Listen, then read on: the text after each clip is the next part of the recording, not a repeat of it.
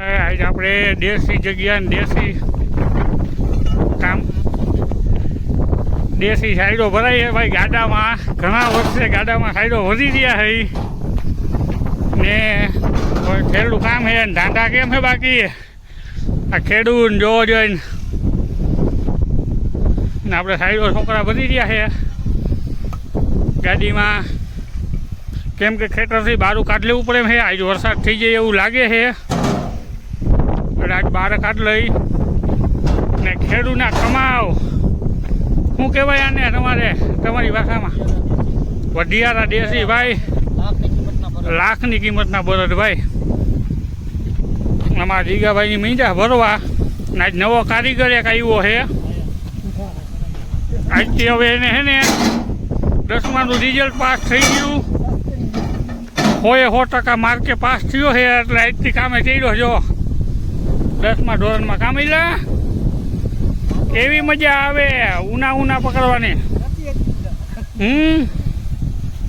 આજે હવે જો કામ ચાલુ કર્યું ઠાઠું કા ખોલ નાખ્યું તમે. મજા ન લેવાની હોય બધા, ઠાઠું બંધ કરી દો.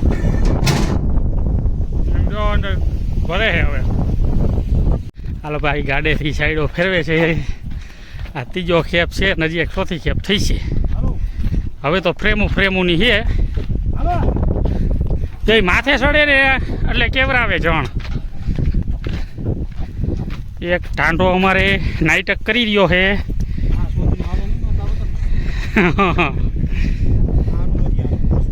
એમ મશીન પેટી બધું ચડી થયેલું છે. નાગજીભાઈ તમે થોડાક વાહે આવતા રહ્યો હજી. નાગજીભાઈ